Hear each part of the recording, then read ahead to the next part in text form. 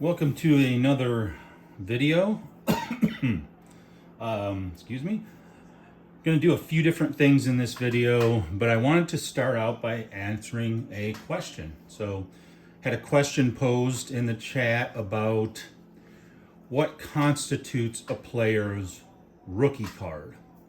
And that can be, the reason I didn't answer it in the chat is that it's actually a long explanation. It kind of depends on the genre, the time period that you bought cards in. So, for example, up until early vintage Topps didn't have a rookie designation. The rookie card, and it looked exactly like all the other cards. There's nothing on the card to designate that it's a rookie. Sometimes they would publish like a two card, a two picture. Well, I'm gonna give you an example.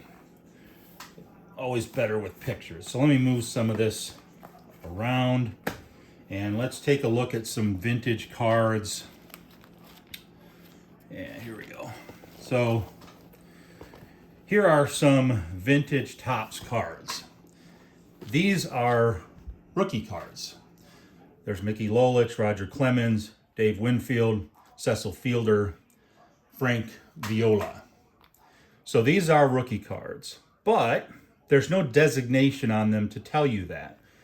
Generally, back in the early era, including 87 and 84, the way you determined if it was a rookie card is you would look on the back, and if there was only one season with a major league team, then this was their first card after that debut. That was generally how you determined what a rookie card was. Now, Topps came out with essentially two sets back then, actually three if you count Tiffany, but what Topps started doing in the 80s is they released an extra set, and I don't think I have any traded cards in here. I do have a football example, but let's see here. Oh, I missed it. So the traded card was originally meant for players who were traded, but it was also used to debut rookies that appeared during the season. And I really didn't like the traded series as a collector, because if you collect the main set and it doesn't have the rookie in it because they debuted that year, then the next year there was value in that player's card.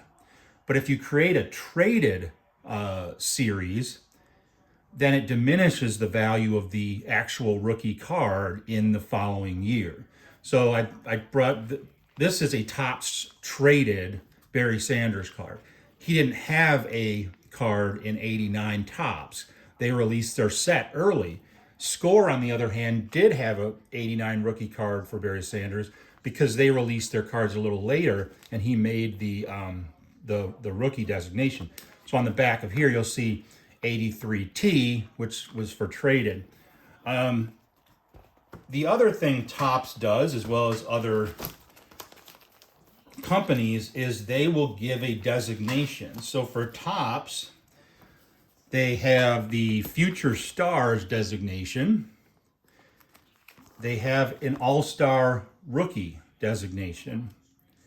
And this was the designation they would use for their rookies that essentially came out the year before, especially if they had a traded card. So I believe Ken Griffey Jr. did have an 89 traded card. This was his first rookie with Topps. So it technically is his rookie. It's the first year after he made his debut. But since they released a traded card, they usually will put like a All-Star Rookie Cup. So these end up being not their first rookie card. It ends up being kind of a diminished rookie card when you see that All-Star Cup. Future Stars was the same way. There was a traded version of the Bo Jackson card in 86 So in 87, they put Future Stars on there. Sometimes Future Stars is their rookie card, sometimes it isn't. Very rarely is the All-Star Rookie Cup a rookie card. The other thing that Topps started doing, and I don't know when they started doing this, it was sometime around, I want to say, I don't know, 2010 or something. They started designating the true rookie cards with this emblem. Sometimes it's big and you can see it. Sometimes it's in a place where you don't see it. But if it says RC and it's got the little emblem in it, that is their true rookie card. It's the rookie card that came out the season after their debut. So what are some of the other designations? Well, for a long time, Donruss used the rated rookie designation that you see on my map. That is usually their true rookie card.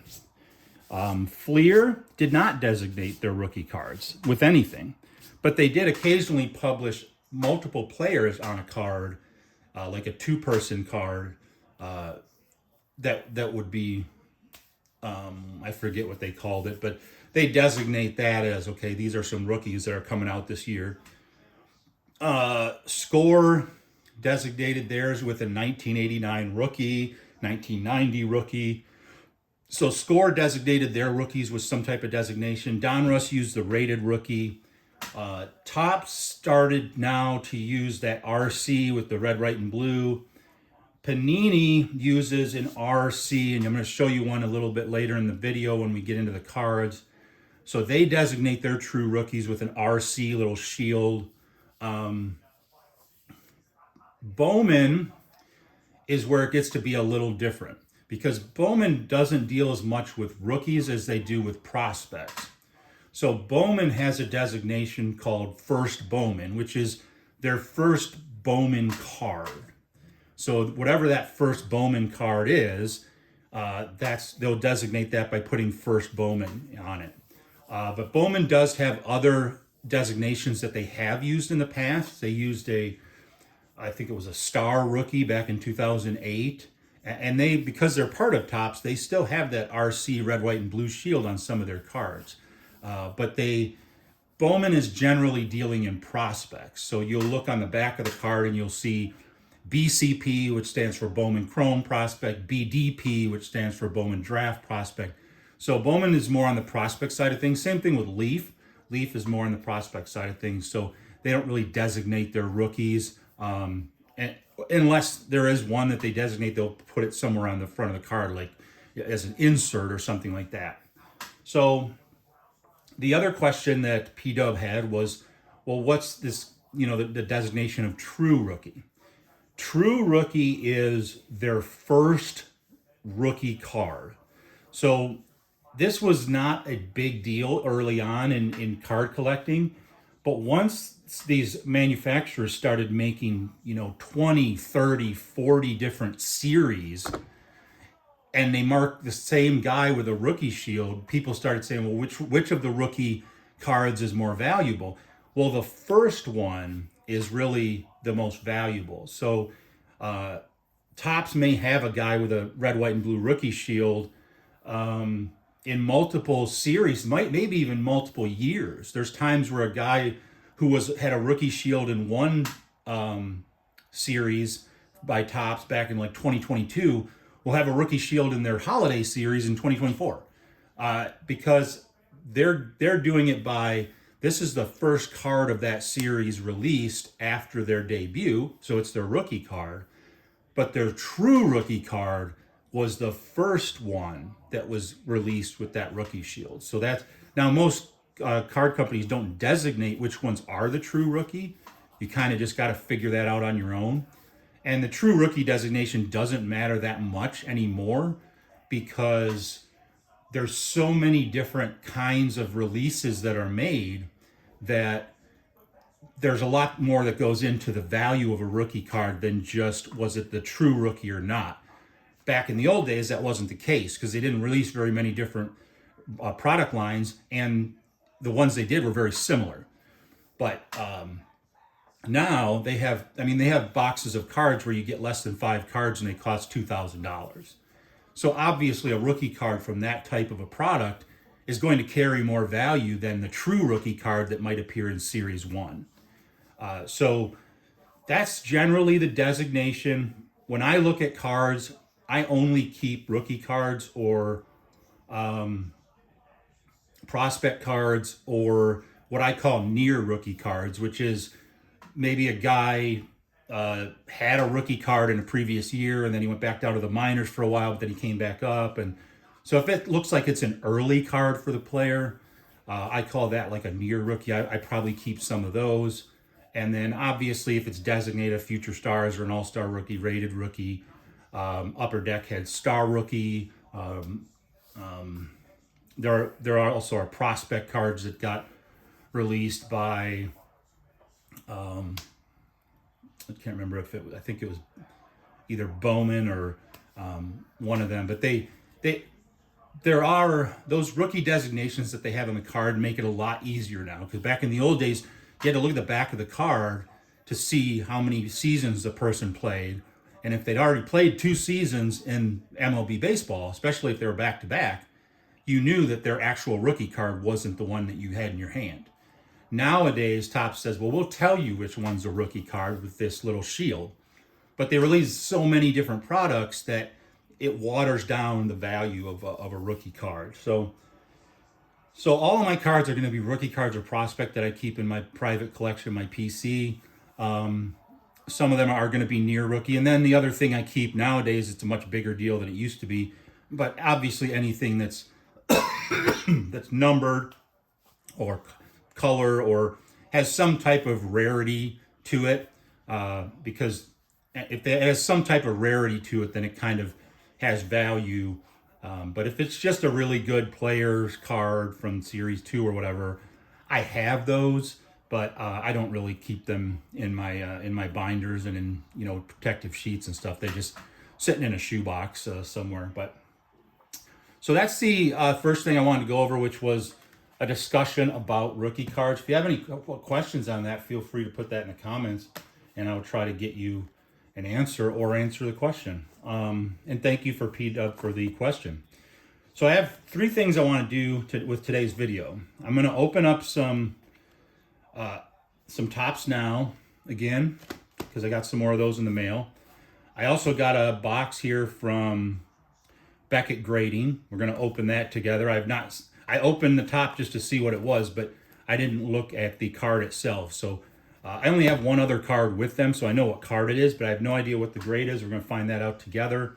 It should be a pretty high grade because I essentially sent it in right after I opened it. And I'll talk about why I sent that in and all that kind of stuff. But and then I'm going to go through some single cards that I got off of eBay and talk about those a little bit.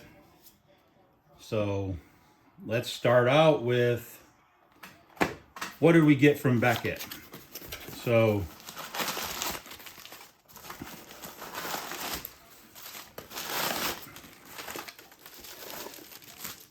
they definitely pack these very well, but for what you're paying to have stuff graded, they should packet them in golden silk.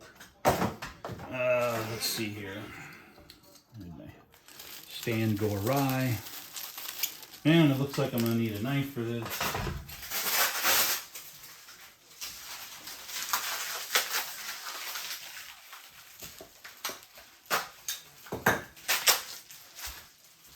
Okay, let's see here. So we got a bunch of bubble wrap, some garbage. Got a free rubber band out of the deal. Wow, I didn't get a very good grade on this one for being brand new out of the box. So let's look at what we got here. We have a Future Threads of Gabriel Arias that I got out of my Elite Extra Edition. It's a 1 of 1. It's received an 8.5 grade for the card and a 10 grade on the autograph.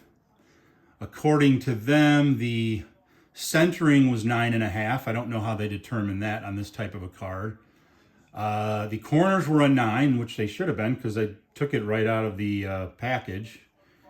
The edges were an 8.5 and the surface a 7.5. I don't know why in the world it would have anything wrong with the surface or the edges. Like I said, I took it right out of the box that I bought it in and sent it to them. So yeah, that's a little bit disappointing for a brand new card. But the reason why I sent this in, because as I've said before, I'm not a big fan of grading, but I sent this one in because I wanted to protect it, and this card is very thick.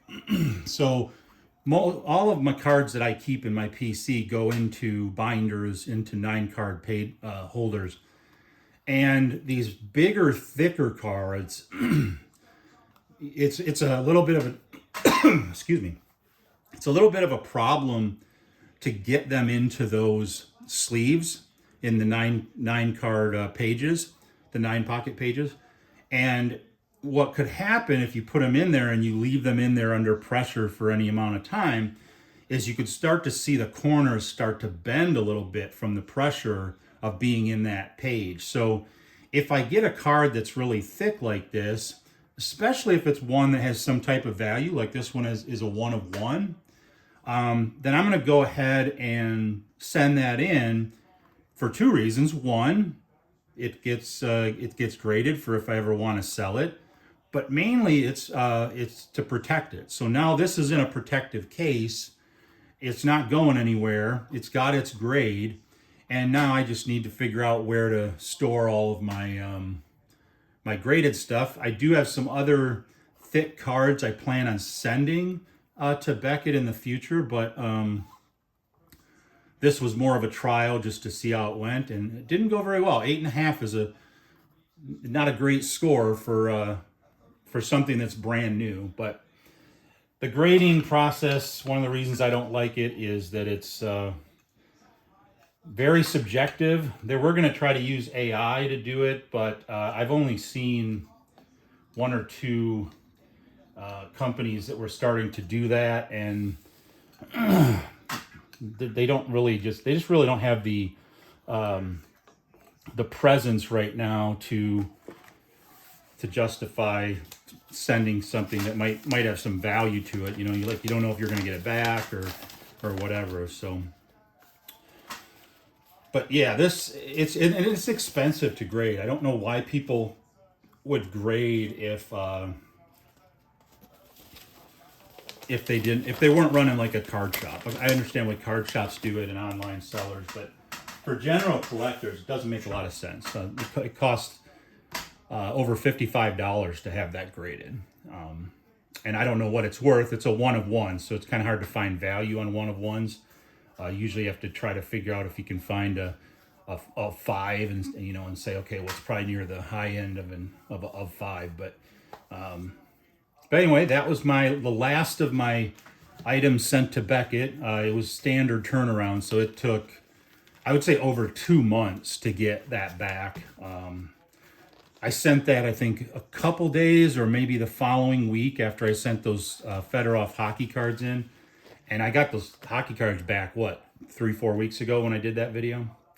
So the next thing I wanted to do is I got some Topps Now. I haven't opened them yet. I just took them out of the package, but I thought I would go through and see what we got from Topps Now. Oh, there we go. They come in these cool little cases. And the first one here is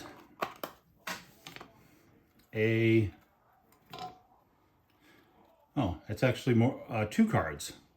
So we have an Andrew Vaughn, first 3-run home run in Brewers postseason history. And we have a William Contreras Jackson Churio, pair of home runs propelled Brewers to 2-0 NLDS lead over Cubs. So we got a couple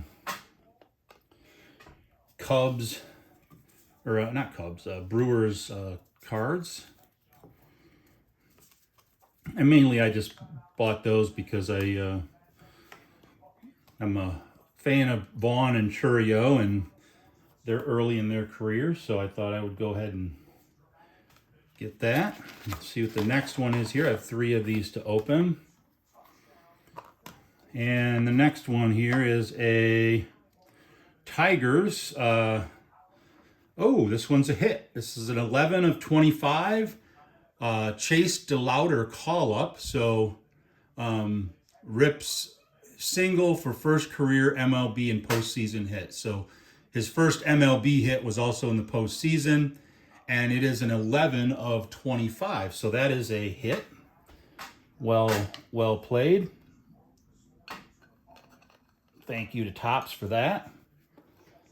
Because these ones I only ordered 1 of each, so I was pretty sure I wasn't going to get any lucky hits. But and this one does have a different outline on the bottom. It's got kind of like a rainbow foil, goldish greenish kind of foil. And then the other card I bought was a Dylan Dingler go-ahead home run propels Tigers to ALDS.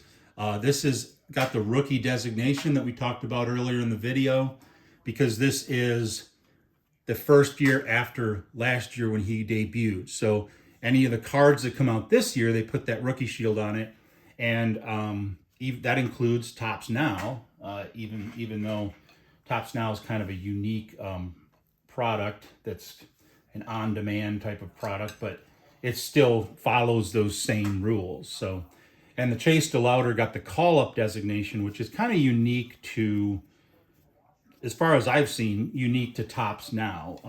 The other products and Topps and stuff don't have that. Even if they were released later in the year after a person's been called up, they don't tend to have that call-up designation. I've only seen it in Topps Now. But it adds another wrinkle to the rookie discussion, because now if you have a call-up card in Topps Now, Chase DeLauder's rookie card is probably going to be next year. But I don't know for sure if that's going to be the case, because he may start out in the minors next year, depending on Cleveland's roster needs.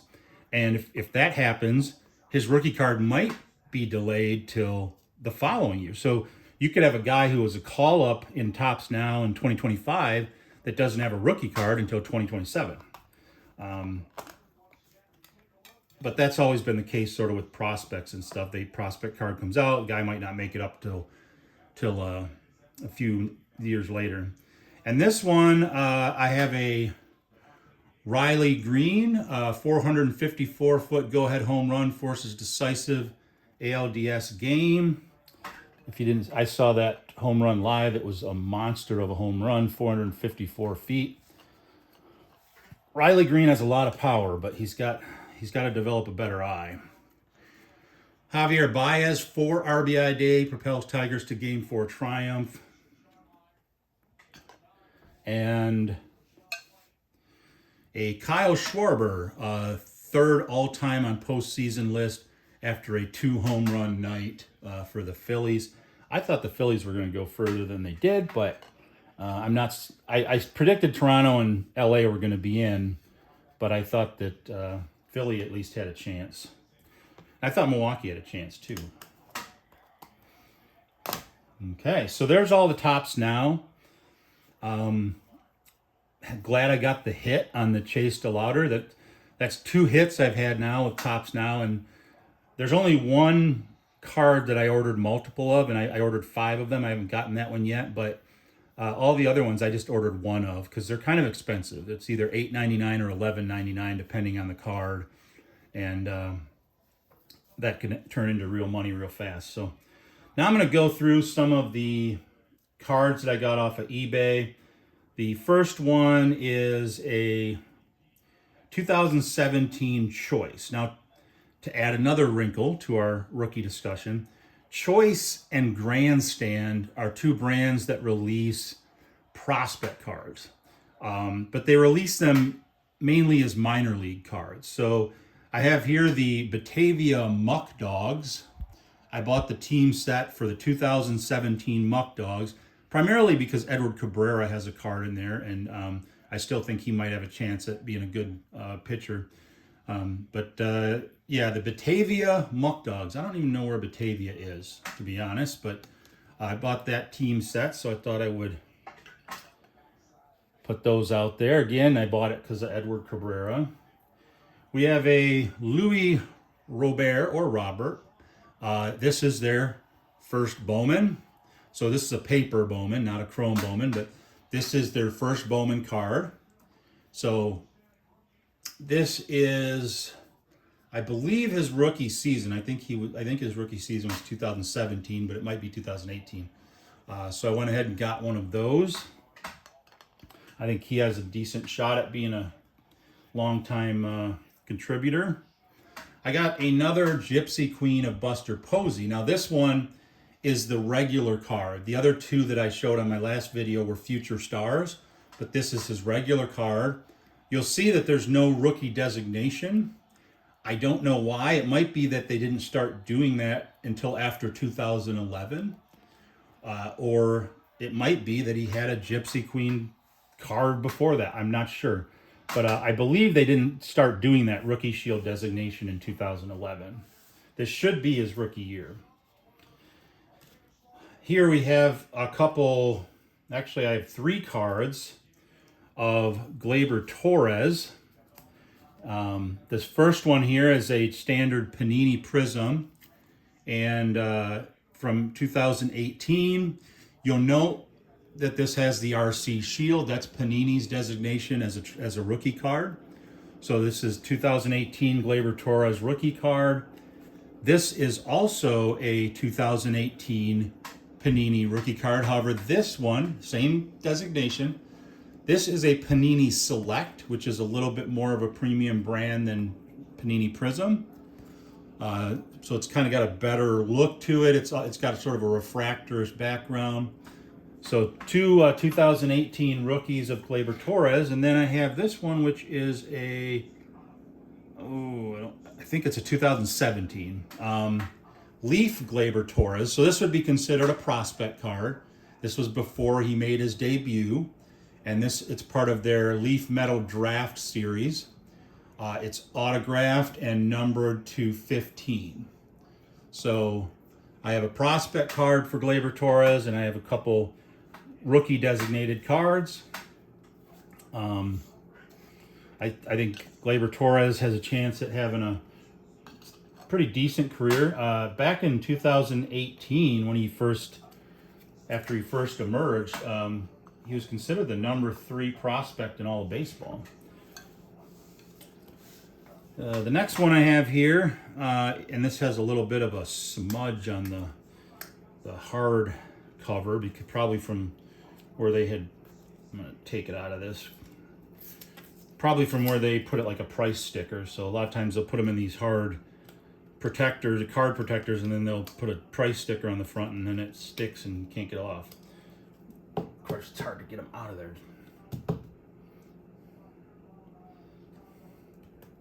Come on.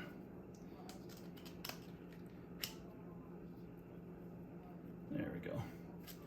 All right, so this is a Nick Senzel.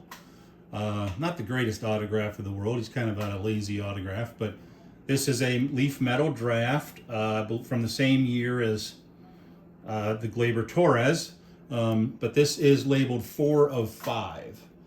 And I was able to get that at a decent price because Nick Senzel hasn't really done much recently, but he is still considered to be a pretty decent prospect. And then last, but definitely not least, I was able to get I think this is 2014, but don't quote me on that. This has the Rookie Shield designation. This is Topps Fire, and it's Ronald Acuna Jr.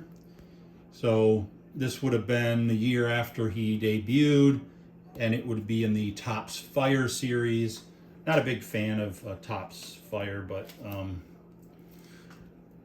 Ronald Acuna Jr.'s cards are starting to go up in value, and so Topps Fire was really the only one that was worth putting some money into. So those are the cards I got off eBay, my Beckett card, and the Topps Now. Wanted to do a quick video to go over that. I should be getting a box in the mail at some point in the future, because it's going to be my birthday, and I know my parents got me a box of cards for my birthday. I don't know which ones they are, but we'll find out together. And I probably have at least one more of these videos where I go through individual cards, Topps Now, stuff like that. I don't have any more graded cards coming back. I have about 6 or 7 cards that I want to send in, but for the same reason as this one, they're just really thick, and I don't want to damage them in the binders. So I'll send those in a little later to make sure that I'm in the same address when they send them back to me, because you're making a long-term commitment when you send stuff to grading. Don't do it if your lease is up or you plan on moving. But anyway, yeah, overall good open. I think I explained the rookie situation. I know it's confusing and it's a long-winded explanation. That's why I didn't do it in the comments. Not too happy with my graded card, but that's okay. And then really happy that Topps Now sent me another numbered card, 11 of 25 for the Chase to Louder call-up. So happy with that. And I should have a few more videos. I'm still waiting on Topps Update series along with everybody else because it got delayed, I think, till mid-November. So some videos that'll be coming out, not a ton, not every day, but hopefully you guys tune in next time. Go ahead, hit like, hit dislike, don't hit both of them because then it cancels it out. And feel free to comment, give your opinions, talk about rookies or grading. Feel free to do that. And if you haven't subscribed, go ahead and subscribe. If you want to check out some other breaks, since I'm not doing them every day now, go ahead and take a look at some of the other people in my subscribers list. Some of them do breaks pretty often, so check those out. Thanks, everybody.